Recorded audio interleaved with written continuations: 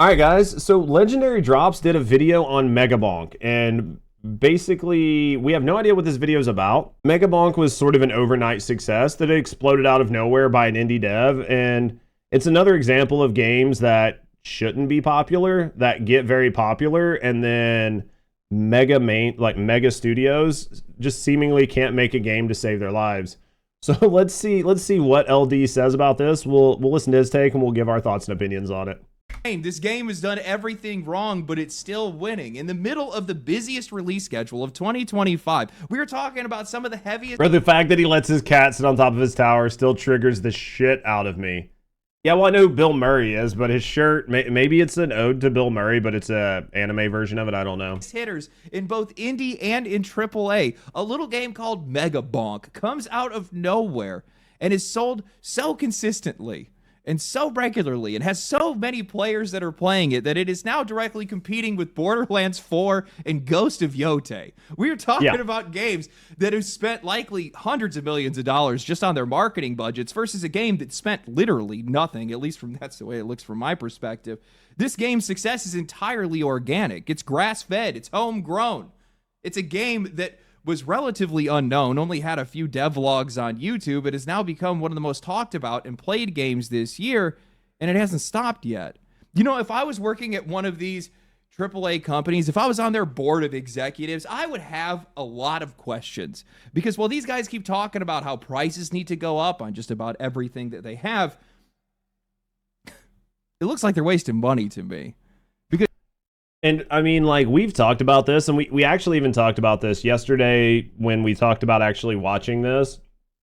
It's got to be so frustrating for these mega game companies and these mega developers to spend hundreds of millions of dollars on IP, hundreds of $1,000,000 on marketing, tens of thousands of dollars, hundreds of thousands of dollars on bonuses, CEO compensations, management fees, to pay their executives, to pay all these people to produce games that consistently flop, and then all of these random indie games just pop up out of nowhere and make tons of money. Now, the flip side to that coin is there are a lot more indie games, and the hit ratio for indie games is obviously statistically lower.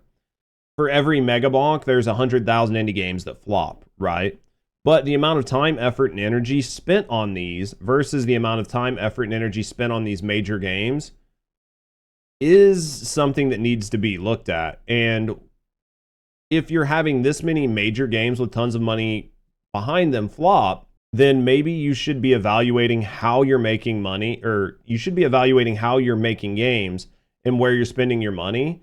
And you should probably start taking some lessons from some of these lesser studios just in how they're making games and how they're approaching game making and why these games are successful versus the games that are specifically engineered in a way to try to grab the most people possible, yet end up failing time after time.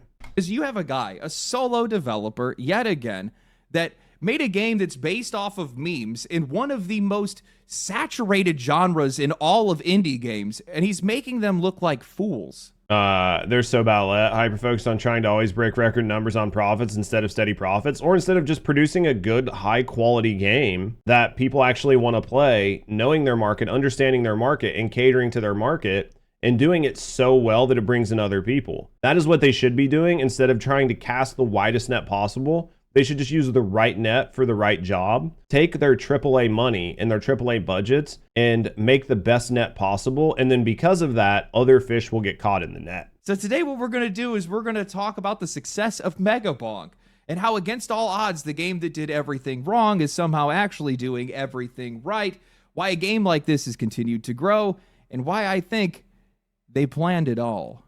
But before that, this video is sponsored by boot.dev, the best way, and honestly the fastest way, that I've found to be able to learn back-end development without getting bored or Giving up halfway through. All right. I've been testing it myself, and what really sets it apart They're is not how making it feels games more for like a gamers, game they're that, making of course, you're games not for just money. passively watching videos. You're writing real code from the very first lesson, building projects in Python and Go, and actually preparing yourself for the kind of back-end jobs that pay well over 6 figures in the U.S. And that's really the problem is they're just making games for the wrong people, right? A game giving you XP, levels, achievements, even quests, anything to be able to keep you engaged. And even if you do get stuck, well, they have an AI wizard bear named Boots that jumps in with some Socratic-style questions to kind of guide you towards the answers rather than just handing them to you. I thought about using boot dev. I actually got LD. I actually got Legendary Drops his first handful of boot dev sponsorships. I actually thought about using it. It looks like it would be good. Well, you want the membership. So if you're serious about learning back-end development the right way, go to boot.dev and use my code LegendaryDrops to get 25% off your first entire year on an annual plan. That's boot.dev, code LegendaryDrops. Link is in the description and the pinned comment. One of the things I find so fascinating about these indie success stories is how almost none of them are ever alike. Sure, they might share a genre, a theme, maybe a budget, but they almost never share the exact same set of conditions that make them blow up. Schedule 1 was such a fun game. I need to go back and play it now that they've got some updates in it. I absolutely loved Schedule 1. Thought it was the dumbest, most fun game that I had played all year up until Megabonk. Schedule 1 was passed around because it had its free demo, a absurdly long offering of over 80 hours of gameplay just in the demo alone, and the only reason people found it was because they started pushing it on streamers like Queso. Palworld was an incredibly fun game on its own, but its over-the-top tone and its controversy with Nintendo turned what could have been an obscure indie curiosity into one of the most talked-about releases in the past 5 years. Balatro, Expedition... Honestly, Palworld's a great game, and I have no idea where they're at for this scene, but if this is another expansion on Palworld, beyond the one that I've currently played, then I would be interested in playing Palworld again, too. I loved Palworld. Locomotive18 just subscribed for 3 months. Locomotive, man. Thank you for the 2 months at Tier 1, man. Thank you for the support. Thank you for supporting me, and thank you for supporting the channel. Chat, can I get a couple W's? I'd absolutely appreciate it. We get a couple W's in chat, man. Thank you for the love, and thank you for the support. We do this a full-time job. You know that, and those subs go a long way of making sure we can pay our bills. So thank you very, very, very much for the support, man. This Terraria update, the Terraria update was really good for Palworld. Maybe we'll wait till the next big update and go back and play some Palworld. I loved Palworld. Like, no joke, I absolutely loved Palworld. 33. We can continue to go down the list, and it's going to be the same. In almost every single one of these cases, there was some... Yeah, definitely some of the stuff they're showing is not stuff that I've played. Some strange hook, some defining trait that helped these games to rise above the rest and make traditional marketing a lot of this is new. Entirely pointless. These games didn't succeed despite the system. They succeeded outside. You can still lurk if you need to, God. That some of the most expensive AAA releases in recent years what is this whale? Touch even after spending hundreds of millions of dollars trying to buy the exact same attention. Bro, it has not been that long. It has not been that long since I played Palworld. I don't remember any of that stuff they just showed. You said it doesn't count anymore? Oh yeah, you can. I mean, you can lurk. It doesn't matter to me. Whatever works for you, brother. Which brings us to the latest success, and honestly one of the weirdest ones yet, Megabonk, developed by a solo dev going under the name Vetadad. For whatever reason, if you guys haven't heard of this game, it's a survivor-like that's built off the exact same formula that was popularized by Vampire Survivors, a genre that has completely flooded the indie space at this point. We are way past the point. Dude, they show that castle map, and I don't know where that castle map is. Maybe it was just a variant of the forest, but I would love for a new map on this game already. Saturation here. Every theme, every IP, every niche seems to have one of these games right now. There's Hollow Cure with its VTuber cast, Deep Rock Galactic Survivor, Heretical, which is essentially Diablo as a survivor, Halls of Torment, 20 Minutes Till Dawn. The list doesn't just end. So when I say that a game like this shouldn't have succeeded, I mean it. Screenshot, you had no idea. So many of them out. I think it was just skins. It was like the red like globs or blobs or whatever. I think it was just skins out there. And while a lot of these games do just fine, true breakout success is an entirely different story when a genre is this crowded, but Megabonk did it. As of recording this video, Megabonk hit a peak of over 117,000 concurrent players on Steam, but it didn't start there. It launched at barely 3,000 players. It doubled that number the next day. Yeah, it went up so fast. Dude, this game just like exploded, and it was crazy. Dude, Megabonk is an OP late night chill game, dude. I've been enjoying the shit out of it. Even 10,000 almost every single day until it broke 100,000 players. That kind of steady day-by-day growth almost never happens, and once you look into how this game actually reached those players, it starts to make perfect sense. The first thing, and probably the most obvious, is the price. Yet another game that's sitting at about $10 or less, making it easy entry point for just about anyone. It doesn't feel like a commitment. It's cheaper than McDonald's, and with it being on Steam. The worst part is it is literally cheaper than McDonald's now. Like, it is so bad that $10 is less money than I would spend if I went and got a double quarter pounder meal. That actually hurts my brain and my wallet to think about. If you don't like it, you can just refund it. Nothing here is making you feel like you're locked in, you're not married to the game, something that we cannot say for a majority of the games that have released recently. Now, on top of that, during its launch week, the developer put it... Love this game. You running Bandit? Dude, I've been playing it quite a bit. That's what we're gonna end up playing after this video. I'm trying to play a little bit of everybody. I played Dice Head last night. I'm trying to get Dice Head to 100. I think I'm going to try a little Archer today. I've been seeing some good things from Archer. On sale for $8. Imagine that. It's actually something that I've seen more and more indie games start to do lately. On sale? And it's incredibly smart. It gives people a reason to take a chance right away. Why do they Didn't even know it was on sale. It's a question that some of these developers need to be asking themselves, especially right now when we are in the middle of a huge flood of releases, most of them $70 games with hardware prices that are skyrocketing around them. People do not have a lot of extra cash that's sitting around right now, but $8 or $10, I mean, anybody can scrape that together without a second thought. Now, I'm not going to sit here and pretend that I think Megabonk is some revolutionary leap forward for the survivor genre. I've been playing it. I've definitely been addicted to it. But what I think really sets this game apart is that it's fully 3D and it heavily leans into mechanics that have been ripped straight out of Risk of Rain 2, which I love, by the way, because it's a game that I have over 1,000 hours into. And, well, that also makes me realize just how dangerous it is for me to be. It might be, Borizel. Well, we'll get to the end of the video because I think LegendaryDrops talks about how this was, like, engineered to happen this way. So we'll have to look at it. I mean, it could be that he is a very successful social media guy. And if it is, I mean, that actually makes it even worse. So that would actually make it even worse that he was able to be this successful with a meme game and AAA studios can't do anything even close with multi-$100 million budgets. That actually is even worse. That is actually more damning for these major devs than anything. Playing a game like this, but movement and positioning play a massive role in the game. You got to think about how you're traversing the map and how your abilities work. The game heavily leans into meme culture with characters and items named things like Mega Chad, Burgor, and a tree boss named Bark Vader. The game is just really lighthearted, absurd, and fun. And honestly, that's what sold me on the game because there's just so many full-priced games out right now that require 70 hours of progression even to feel like you just even started the game. Yep. They take themselves so seriously, and guys, I'm just kind of tired of it at this. And honestly, that was one of the things I talked about when I was playing the game when I first started, was that it was just a meme. Like, it was a game that didn't take itself too serious. I could get in, I could have fun, and I could play different characters, and the game was remarkably deep for being just a shallow game of just dumb fun meme stuff. And then the fact that it was $10 just was icing on the cake. And I think that they did a really good job with this game so far. It just depends on how much time he's going to put in it. But yeah, I agree 100% with LegendaryDrops right now. I just want something I can jump in and jump out of. I don't feel like I need to make time for it. I feel refreshed after playing it. I don't need to memorize controls or mechanics. And it's what makes games like this so great because you can just learn by feeling.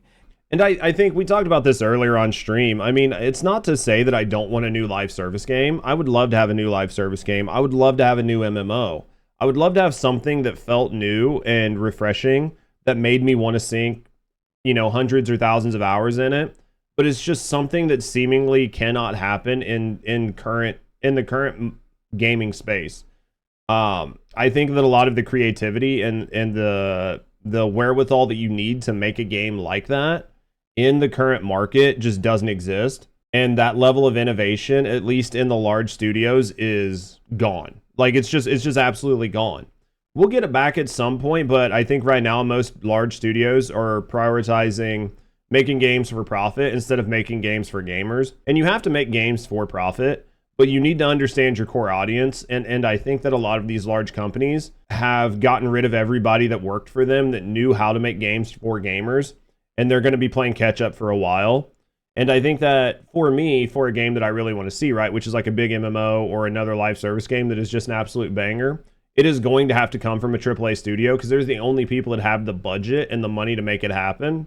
But I just don't think that vision and that type of game is going to come out anytime soon because I think most of these studios have just forgot how to do it. So while I'm waiting for that, little games like this that come out are just fun and refreshing, and something that I do enjoy when they do show up in the market. And game feel is something that's just entirely lost on this industry right now. Hell, I largely don't even need to think while I'm playing this game, but that doesn't mean that the game can't get serious.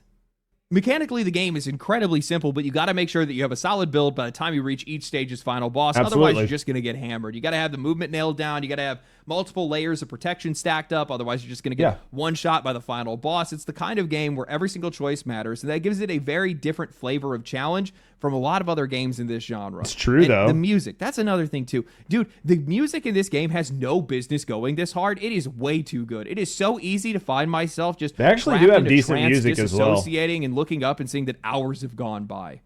But none of those things are why this game actually reached players. That's the foundation. That's the stuff that made it all possible. But what really pushed this game into the spotlight was something entirely different. See, Megabonk didn't have any traditional marketing. What it did have was a developer that was uploading their devlogs to YouTube. Actually, scratch that. There was only one devlog and a handful of YouTube shorts that completely outperformed that long-form video. These shorts were brilliant. High-colored thumbnails, bubble text pulled straight from tweets and I absolutely hate that you cannot, like, so he shows thumbnails on these YouTube shorts, but you can't actually put thumbnails on YouTube shorts.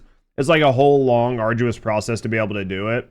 I really wish they wouldn't, but yeah. YouTube comments meta humor showing players asking for new mechanics and characters, and the developer showing that they were actually making it for them. Later ones started showing these players beating the developer's high score in the demo, and there were other ones that were showing people breaking the game entirely with busted builds. And then there's also this mystery behind the entire thing. A lot of people believe this game is made by Danny Dev, a YouTuber that vanished about 3 years ago. The developer's name, Venedad, is literally Danny Dev spelled backwards, and the thumbnails and the editing style are almost identical to his. Whether it's actually him returning under a new name or it's somebody that just perfectly studied his playbook, it worked. The video, and this goes back to what you were saying, Borzel. So yeah, I mean, it's absolutely possible. It's absolutely possible. Videos hit the exact same mix of humor, creativity, and figured it was going to be to make Danny Dev's channel blow up in the first place. And fun fact, Doom the Dark Ages didn't get as much success like previous versions because music wasn't good. I could believe that. Music really makes a big difference. Watching this entire thing, I realized what was actually happening.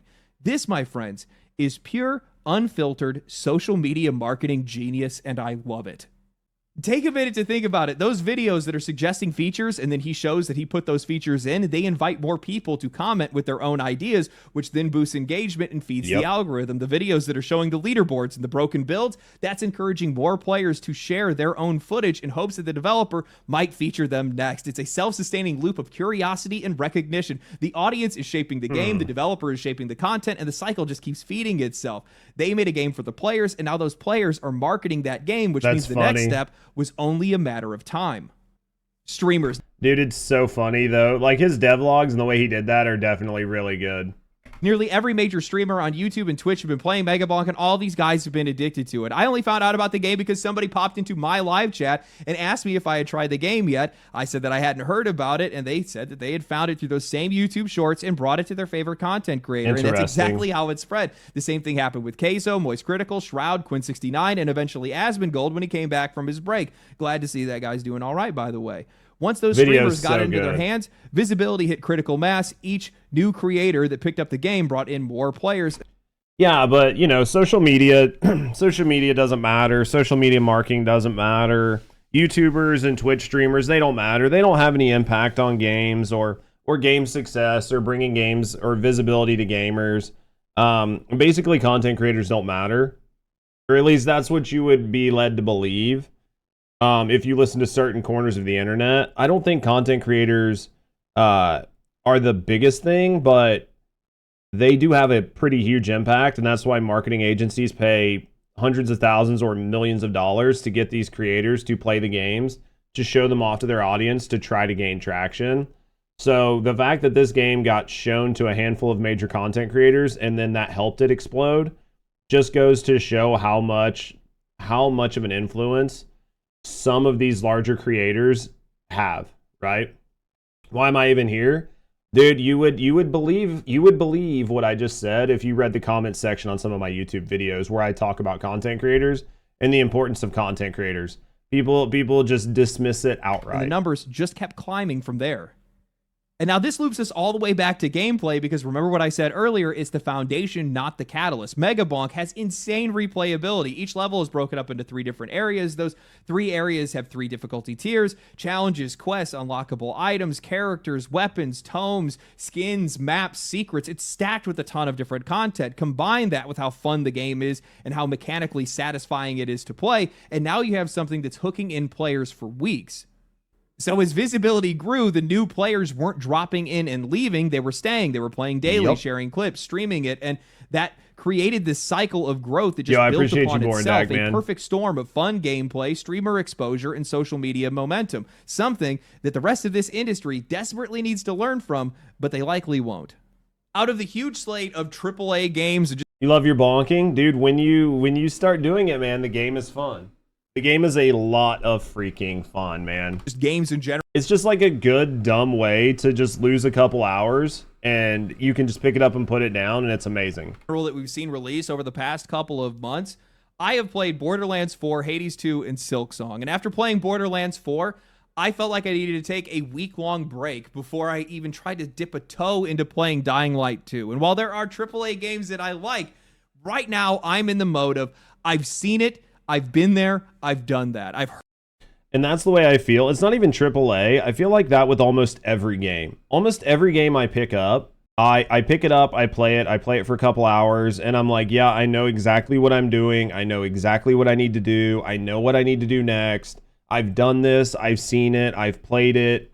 We've played everything on UE5. All the games look the same. They're all photorealistic. They all have the same type of movement. They all have the same type of motion. All have the same type of lighting. I was actually talking to my girl about this.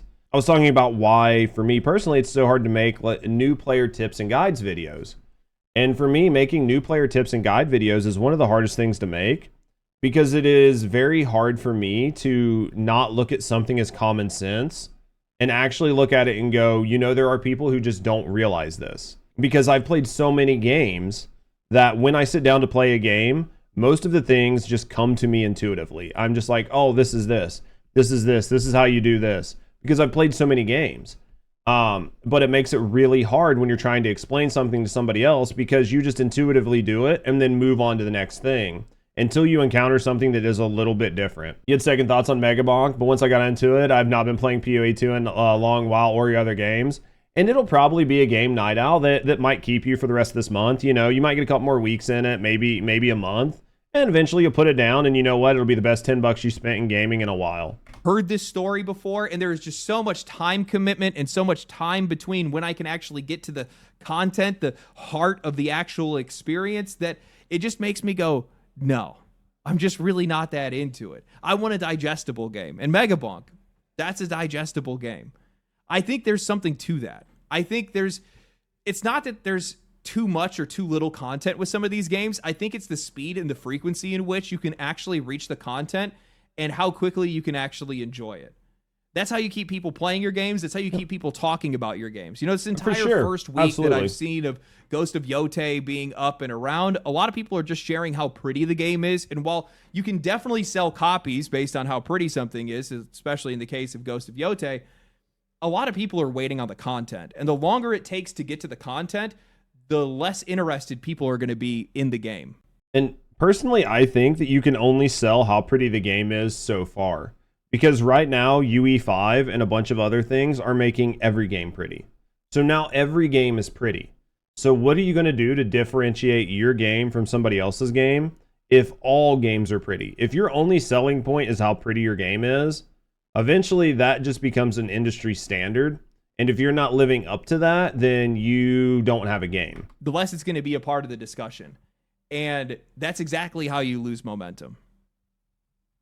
The marketing for this game is Little just Nightmares genius. 3, yeah. That's all it is.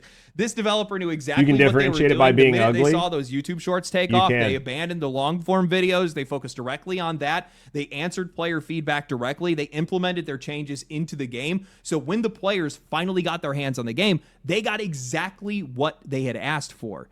And people love to talk about getting exactly what they want. That's like 90% of social media today. It's people that are talking about getting exactly what they want or being mad that they aren't getting what they want. If you tap into that, you're going to find success. I mean, it's I fair, think that's though. the best part of it, because when a game pops off like this, the players aren't just playing it, they're sharing it, they're clipping it, Yep. they're talking about it because it's theirs. They own it. That's not marketing. That is just organic momentum. That is interest, real interest. And that's something that you just can't buy. And that's something that AAA keeps trying to do. The second descendant, all ugly chicks, now ugly dudes, and the ugly dudes are all goblins.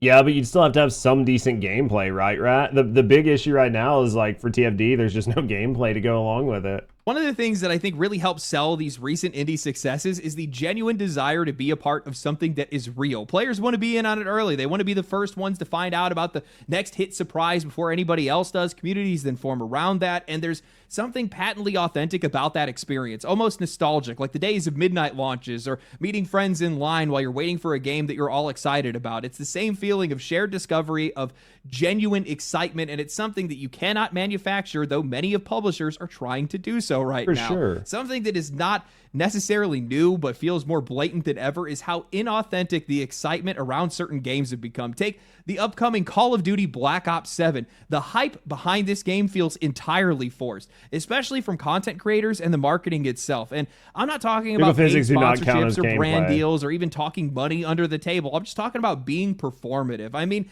how is anybody supposed to take any of this enthusiasm seriously when we're talking about a series that has spent years now eroding player trust? This franchise has been slop farming its audience for over a decade. The trailer has over 500,000 dislikes on YouTube.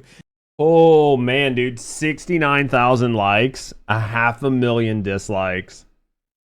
I mean, this goes back to what we were saying before, where, like on stream, when we talk about a lot of other things, if you produce a good game, then your second game is going to sell more, because it's coming off of the hype of your first game. But if you produce a bad game, even if your next game is good, it's going to sell less units up front because of all of the bad exposure that it had from the last game. And if you continue to do that over and over and over again, you're going to sort of erode any goodwill you have. And then if you make a bunch of bad choices every year over and over and over and over and over again, eventually you're going to get to critical mass to where you're not going to have any good exposure. And no matter how hard you try to create like a good environment or good positive feedback around your game, everybody's just going to assume it's bullshit because it's been bullshit up to this point, right? So it's just going to look like a lie because every other time you've basically lied to your community. Battlefield 6 is killing Call of Duty. They're dead. Dude, Battlefield 6 is just demolishing Call of Duty right now. Jiggle physics are a core mechanic. Jiggle physics should just be in every game. Yet we have content creators and Activision that are both trying to desperately convince everybody that this is somehow the best D2 might be Call dead of by Duty December. ever. I think Destiny 2 has been in maintenance mode for a while. They've been trying to keep it alive, and I don't want to go too much in Destiny 2. This isn't really a Destiny 2 video. We talked about it before. The team at like Blizzard or at Bungie, they should have never made Marathon. They should have been working on Destiny 3. Marathon should have been a much smaller in scope project that used a lot less resources and cost them a lot less money. So now they're in a situation where they need to sell to Sony, and Sony needs to make Destiny 3 or Destiny, and the entire IP is dead. And that's just an unfortunate situation that they've got themselves in on. Can't believe they're still working on Marathon. Sunken cost fallacy. They spent so much money on it that they have to put some game out even if it underperforms. As long as they don't invest too much more additional money, right? Like if you've invested 300 million and you're going to do another 50 million, you might as well do 50 million versus just throwing away 300 million. Sony's already thrown them a rope with Star Wars. Yeah.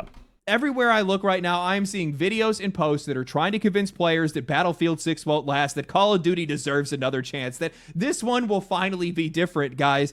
These guys need a hotline is what they need. But what we're seeing here is fear. It's a collision of circumstances where longtime creators who have built their platforms around this series need it to be able to stay relevant, while Activision is genuinely threatened by real competition. Black Ops 6 is... Yeah, and then you have this situation where we talked about the influence of the influence of influencers. This is a situation where you have people and influencers who are very large who have built their entire base around Call of Duties, and they need this Call of Duty not to be bad. So they're doubling down, trying to make it look better than it is.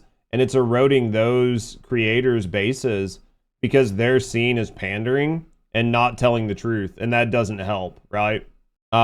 Should not be a spotlight aspect. No, I mean like jiggle physics, fan service, all that. It should be sprinkling on a cake. It shouldn't be the whole cake. They brought back wall walking. I saw that. If it's done well, it's okay. But I think if they do it, like if they go too much Super Soldier, people are going to hate it. I think that's why people like Battlefield 6. It's just soldiers. It's just soldiers on the ground. It makes sense. Everything works. You can blow shit up, and it's fun. At its lowest player count in over a decade. Reports are saying that Microsoft lost $300 million putting the game on Game Pass. Both sides of this are trying to cling to the exact same sinking ship, each one pretending like it's still sailing, and they are hoping that you will... I mean, Titanfall was its own thing, though. Titanfall was such a good game. ...will start rowing. The result has been this strange corporate hollow atmosphere, one that's probably going to do a lot more harm than good. The harder they push this forced enthusiasm, the more it's going to just drive players away. And when you're releasing a new Call of Duty every single year, it's not an event anymore. It's just a transaction, a routine, and no amount of empty excitement is ever going to change that. And what I think makes this all the more hilarious... Yeah, I mean, that's one of the hardest things for Call of Duty, is that they have to release a new one every year. So it kills any hype, because as soon as you get one, the next one is coming up. That's all you're focused on, is how they're going to fix it. And then they have multiple teams running these, so there's no cohesion. So you might like Black Ops, but you hate all the rest of the games, right?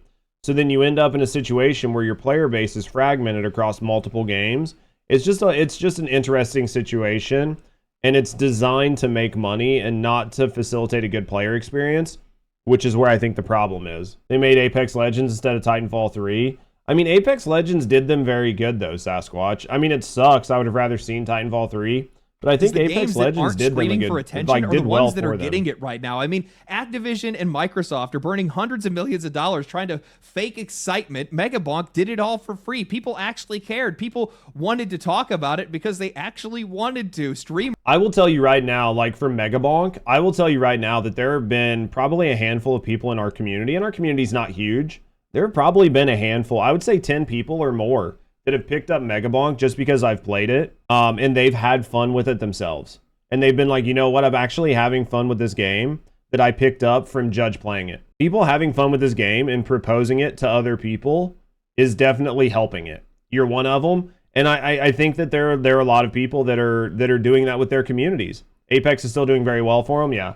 I think Apex is still doing as well as can be expected, right? I think that genre of game is starting to die out, but I still think Apex is doing well for them.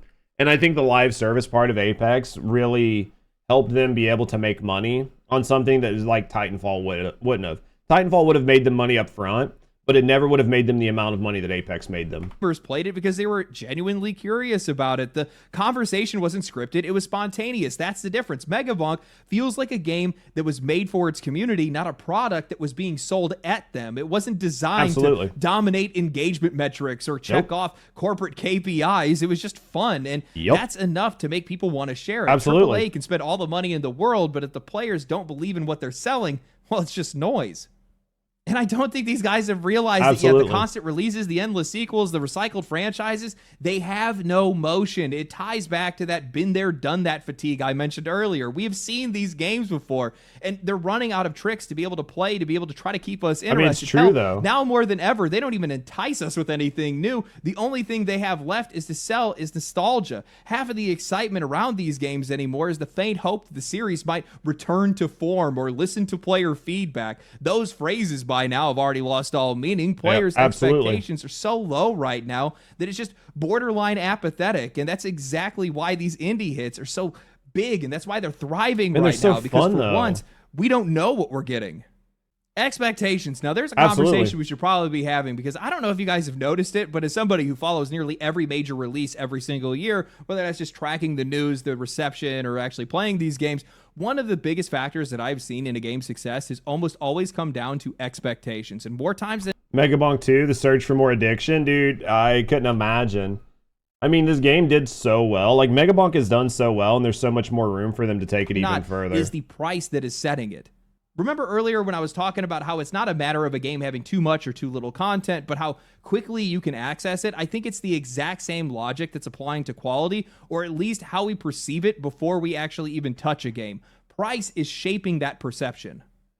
How do you get people celebrating a game like Megabonk? Easy. They spend $8 to $10 on a game and they get something that massively over-delivers. It was deeper, more competent, and way more fun than anyone expected for a game that looks like it costs $8. It's a surprise. No, a 100%. And it makes players the game feel looks like the game looks like it costs $8. The game looks like it costs $10, and it plays like it costs $50. Given something, not sold something. It's crazy. You can feel the developer's appreciation baked into it. The directive there was to make money, sure, but not at the expense of the player's experience. When I think back to a game like Expedition 33, that's another one that released at $50, and it punched way above its weight. I don't really care about the vernacular here, indie, AA. Expedition 33 was a AAA experience, or at least what 100%. You should actually be expecting for AAA games to actually be. Expedition 33 over-delivered in such a way that I'm still impressed by Expedition 33. The quality, just everything about Expedition 33 was such a good game. Something It's another game that I would remember. Expedition 33 is another game that I would recommend hands down that everybody play this year. Something you want to come back to over and over again. And when you play a game like that, it feels like you've been gifted something by the developer. That $50 investment doesn't just feel worth it. It feels like you stole the damn game. And I think that games like that come from a mindset where the price isn't even on the developer's radar. That focus is just on the experience, and that sincerity then transfers directly into the player. Hell, they just announced that they're Megabonk gives more appreciation to the indie devs, absolutely. We're going to have a new free DLC celebrating selling 5 million copies with entirely new dungeons, bosses, enemies, and costumes. Again, money was never the priority. The customer and their experience were. Now we turn our eyes to AAA. $70 sets an insanely high bar that most of these companies will never reach. And honestly, regardless of the economy, I don't even think games should cost that much to begin with. That price tag creates a cycle of impossible expectations. You sell me a good $70 game one year, now you got to do it again the next year. Only bigger. Flash. I actually don't really care about a $70 price tag. I kind of disagree here. A game could cost $100.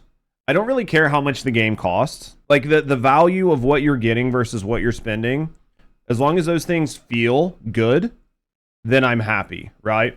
Where things bother me is when you start spending $60, $70, $80, $90, $100 for an experience, and then you spend $30 for the rest of that experience for a battle pass. Then you spend $20 to look a certain way during your experience for cosmetics, and then you spend $10 for boosters and $5 for this so you can experience the game in its entirety. That is where I start to have a problem. So I don't personally care if games go to $60, $70, $80, $90 a game, as long as you get the experience that you were expecting to get, and that the experience isn't broken up into like more smaller pieces that they can sell back to you for even more money. That is my view on it. I know not everybody's going to agree, but that is my view on it, and I think a lot of people and a lot of gamers feel that way. The difference between $70 game, a $60 game, and an $80 game is very minimal. And people are already only going to buy 2 or 3 games a year. So whether they buy them for $60 or whether they buy them for $80, I don't really think people care. I think people are just tired of getting burnt on games that are overpriced for what they deliver, and then being asked to pay more money for additional parts of the game later on. And somehow better. The problem is most of these studios are completely out of ideas. They've lost the talent that actually helped them earn that first $70, so now they have to compensate with graphics, higher fidelity, bigger worlds, higher budgets, all to make a game look like it was worth my money when it clearly isn't.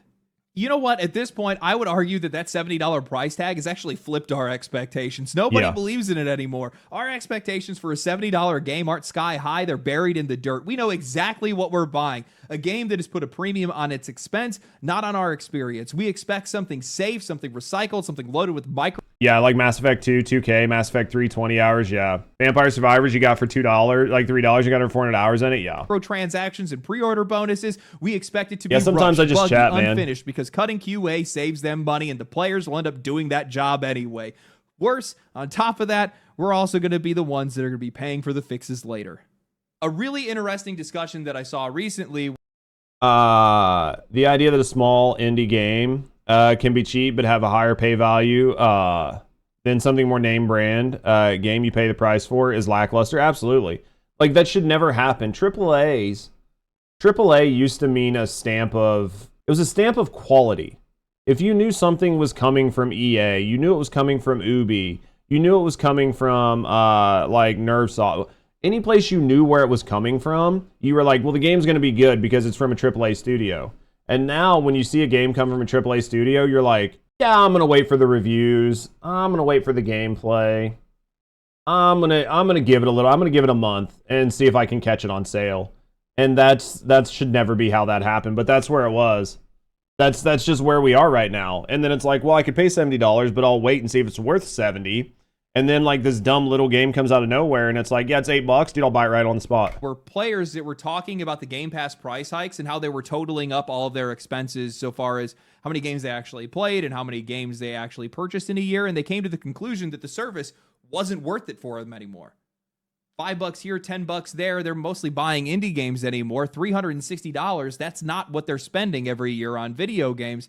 And when I see that and I hear people talking about that, it makes me think that more and more people are being drawn in by the price of some of these games rather than anything else. And the dagger here is that price tag is inviting them in, but the game itself is exceeding far beyond their expectations. And I would actually argue that even if you go and you watch some of the reviews for some of these games, or even go watch a streamer play some of these games, they're still going to deliver an experience that you don't expect. For me, with Megabonk, it was how the game actually feels to play, the mechanical depth of how it feels to play.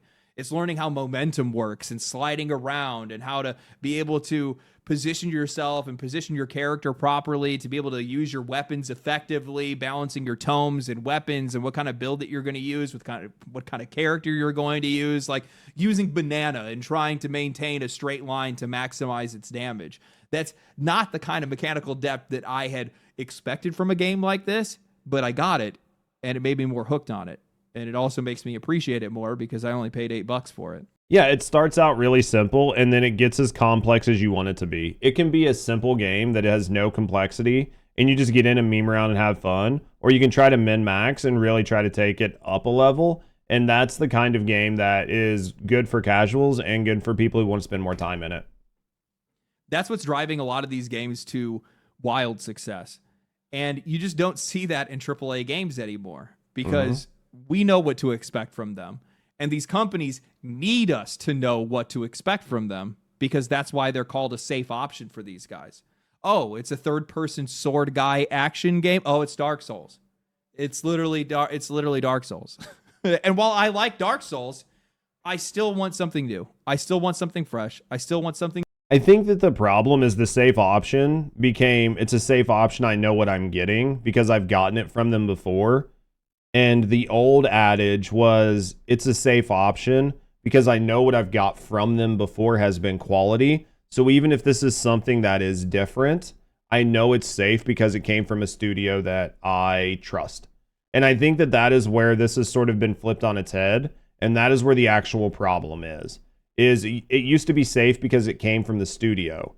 And now it's safe because they're following a formula. And I think that is actually the problem here. Different.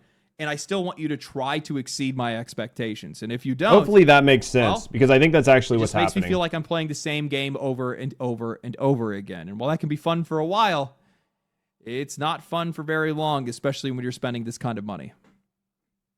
I totally think Megabonk was made by Danny Dev. I totally think.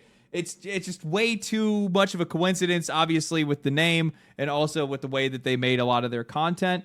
I could totally see this being as one of those 0 to hero. I made a game without using my name or recognition or my channel to see if it could actually become popular on its own, and it worked. You know, one of those kind of things. You've seen content creators do that kind of stuff with like YouTube channels and Twitch streams and stuff. Like, I tried to start all the way over, and this is how it happened. He's talking about the Ludwig fail.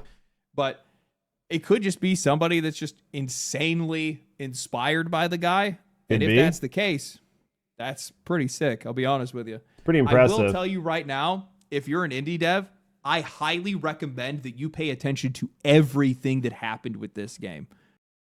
To me, big name used to mean not so great game mechanically, but usually a large environment, explore lots of story and characters. Problem is now it's gone. Yeah, I think everybody had their own sort of way that what a big name used to mean to you, right? Like, to me, a big name always meant that I knew I was going to be getting some type of quality experience. I could trust that the game was at least going to be good, right? Like, it might not be the best game, but it's going to be a good game. So I guess there's definitely a takeaway for different people on what their expectation was from it coming from a larger studio. But it seems like no matter what our expectation was, that's not what's being met anymore, right? Like whether it was my expectation or your expectation or anybody else's expectation, it's just not what's happening anymore. And how they continue to perpetuate the interest around it. You still have to have a good game first. I'm not saying that's not a part of the equation. That is the baseline. That is the expectation that most of us are going to have. Have a good game, but if you pay attention to how this developer had marketed the game, I'm going to tell you right now, you're going to have an easy time. It's brilliant. Anyway, hope you guys enjoyed the video. If you guys did enjoy the video, like the video, subscribe to the channel, follow me on Twitch, follow me on Twitter. I'll be live today if today is Friday. If you're watching this not on Friday, then, well, come back on a Friday. Anyway, stay cool, stay righteous, stay safe. I'll catch you guys in the next one. I don't know, guys. I don't know. What do you guys think? I think it was a good video. I definitely don't... It wasn't what I thought he was going to say. So I think it was a good video. I think it was a good take on Megabonk and Megabonk's success. Why they were successful, how they were successful, and how the marketing and everything really helped propel the game. And it is definitely another video that is just another referendum on how indie devs are just taking AAAs to the fucking cleaner. Man, it's just bath after bath after bath. And we talked about it earlier in the video. I mean, obviously there are tons more misses than there are wins, but it still seems that when the indie devs like hit it, they hit it out of the park, right? But yeah, I think that LD put out a good video. He always puts out a good video. So if you guys haven't, click on that link, go to his channel, subscribe, watch his videos, watch his content when it comes up. I think he does a good job. He's definitely worth checking out. He's somebody I check out quite frequently when it comes to news and updates. I think he has a pretty measured take on a lot of things. I don't always agree with him, but I agree with a lot of what he said in this video.